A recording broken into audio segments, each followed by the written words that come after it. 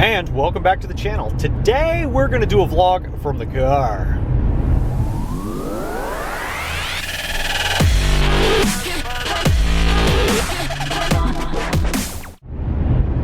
Alright, so what I want to do is, since I got a little bit of free time, I'm driving on a backcountry road with like no traffic, and I got a long ways to go. I figure I'd just take a moment here while I'm cruising and talk to you guys about auctions.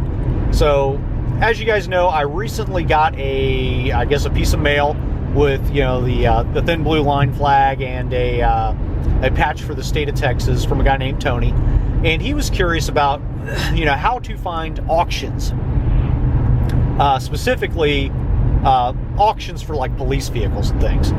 So I guess what I want to do is kind of break down how to go about doing that, what type of auctions there are, things like that. So first off, I just want to tell everybody there's basically three types of auction that are out there when it comes to motor vehicles. There's what I would call a dealer auction, and that's going to be a place kind of like a Mannheim, which is going to be a dealer-to-dealer type auction house. The general public isn't allowed in there, and they specialize in doing like wholesale, car sales kind of thing at the auction. So like if you go and trade your car in, those are the people that process that car when the dealer says, I can't sell this on my lot. And then your car ends up at, one of those buy here, pay here type car places. So that's one type of auction house. There's another auction house out there that's specializes in crashed vehicles. Those are like your Copart type places. And they primarily serve the, the insurance industry and, basically vehicles you probably don't want. Unless you're into rebuilding stuff or you need parts cars, things like that. And then the other type of auction that's out there is kind of just your general public auction. And these are the kind of places that we're interested in. The most common one that everybody knows about is going to be, or most of you guys should know about, is going to be govdeals.com. This is the one that is probably a really shining example of government surplus type auction. The vehicles there are going to be vehicles that are coming out, most of them are going to be vehicles that are coming from government entities that are looking to get rid of things that they don't need anymore. And this could be everything from forfeiture vehicles to former law enforcement vehicles to dump trucks to just random stuff they got sitting around in their fleet yard. And it doesn't necessarily have to be vehicles either. I mean, you can find like office furniture on there. You lose your luggage at the airport and the airport doesn't know who it belongs to. It sits around for a few years. It's going to end up at an auction like that. So GovDeals processes all that kind of stuff. And then you have the local public auctions. These are ones that are going to be located typically near your major like metropolitan areas. And they're going to be on the outskirts of cities, usually where land is cheap. And they are going to be, in most of your heavily populated areas. So if you have a big city nearby, odds are there's probably one of these types of auctions somewhere in an area where land is cheap, because these things take up a lot of space because people bring them a lot of vehicles and they got to process them through. These auctions can be done as often as, once a week or, once a month. It's just up to that particular auction house. Now, the question I get is, how do you find these things? Well, there's a few different ways. If you're looking for a vehicle in particular, like if you happen to say, I don't know, let's take Texas as an example, and I don't know how accurate, this would be, but if you look at, say, the Dallas Police Department, you're like, I really want to buy one of their vehicles. The easiest way to figure out what they do with their vehicles is contact that city. Typically somebody in fleet maintenance is going to have an idea as to how they get rid of that stuff. If you're lucky, what they'll do is they'll post it online. They'll say, hey, we outprocess our vehicles this way. What do we do with surplus vehicles? Surplus is a good keyword if you guys are out there searching around. If you're not finding anything on their website, that would be the first place I'd go. I'd go on the city's website or whatever municipality, government, state, whoever. a good example would be the state of Florida. The state of Florida, if you go on their website and you go to, I think, the Florida Highway Patrol, and you say, and you dig around long enough, what you will find is they will tell you, hey, we process all of our vehicles through a couple of auction houses, and they are this place and this place. And that would be the easiest way to go about finding this. You don't have to contact anybody, you don't have to bother anybody, everybody's happy. If you don't find anything available online for the particular police department or fleet, that you're kind of looking at acquiring a vehicle from, you can call that fleet department directly. What I would do is look for somebody that does the fleet maintenance side of it, the fleet department, something to that effect. And I would just call up to their office, not anybody in particular, but I would just call the office number and say, hey, who would I talk to about your vehicles when they reach end of life? Or what does the city or county or whatever that municipality is, what do they do with surplus vehicles? What do you do when you get rid of a vehicle? If that person who answers the phone doesn't know, they're probably going to know which person at the department does. And they should be able to connect you with that person. That person will probably tell you one of, a couple of different answers. Most municipalities will either keep the vehicle, as my GPS updates, that municipality will process those vehicles out in a couple of different ways.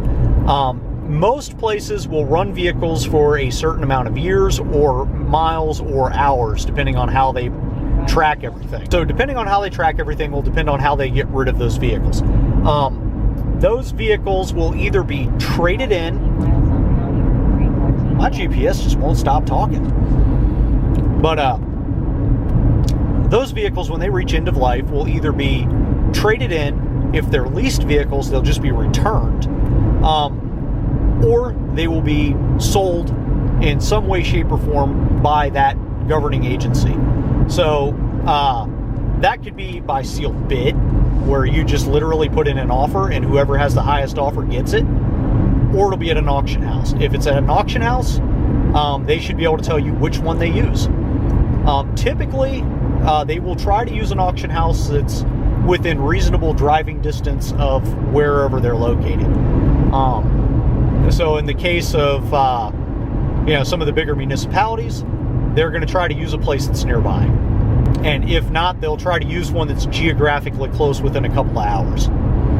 I guess the short, easy answer to kind of finding where these vehicles go, if there's a certain group of vehicles or certain department that you like the color of their vehicles, I would reach out to whoever their fleet manager is, or their fleet department, or I guess asset services, or however they describe it. They're going to have some name for their fleet, the people that maintain their vehicles, and they will know how they dispose of those vehicles. And that should give you some idea as to where these vehicles end up, where your local auction houses are. And the other thing you can search for is, government surplus, things like that. But if there's something in particular that you're eyeballing, you're like, man, I really want to get, a blue Tahoe, and that the department, whatever, has blue Tahoes, just reach out to them. Say, hey, what do you guys do with your vehicles at the end of life? They should be pretty forthcoming with that information, because it's to their advantage to get as many people as possible interested in whatever they're getting rid of, because all that funding comes back to that municipality in some way, shape, or form. So it's a win-win for everybody involved. If you're lucky, like I said, it'll be listed on their website. If not, you just have to call somebody. Anyway, that's probably the easiest way to figure out where your local auctions are, especially if they're not real well advertised. Other than that, hopefully you guys will find that information helpful. If you have any other tips or tricks, please leave a comment below. But that's kind of how I figured it out. I got lucky. There's actually an auction house not too far from where I live, and they actually happen to be a pretty major auction house when it comes to vehicles. So that's pretty nice. And then, of course, you got all the online stuff too. So the online ones are pretty easy to find. But thanks for watching. Thanks for checking out the video. If you guys have any questions, comments, anything constructive you want to say, leave that stuff below. And you guys have a beautiful day. Love to all of you. I'll catch you on the next video. Alright, so quick note, I was going to end this video with me putting the thin blue line flag decal on the Crown Vic, but then somebody named Matt Clark came by and actually posted a comment that made me second guess that choice. So almost everybody came by and said, put it on the Crown Vic, put it on the Crown Vic, put it on the Crown Vic. But then he said, basically something to the effect of, much respect to the police, it should probably go on a former police vehicle or law enforcement vehicle, which, if you're new to the channel, the Impala is actually a former sheriff's office car, and the Crown Vic is a former fire rescue vehicle. And anybody who knows anything about law enforcement and the fire department will know that they have a friendly rivalry. And it's not anything, bad, but there's a friendly rivalry there. One of them will always say that the other one's better. It's kind of like the branches of the military where Marines and Army will go back and forth about, how one of them is better than the other and so on. So that made me pause and think for a little bit. So in the bottom of this video, in the comments there, what do you guys think? I mean, with that little tidbit, because that made me pause. What do you guys think? Because I'm leaning toward the Crown Vic right now, but that really threw me off because I was like, it does make sense. I mean, that's a good argument. So, I mean, do you guys think it should go on the Impala or the Crown Vic? And if you're thinking Impala, is it because of the fact that it's actually a former law enforcement vehicle? What do you guys think? Let me know. I'm curious.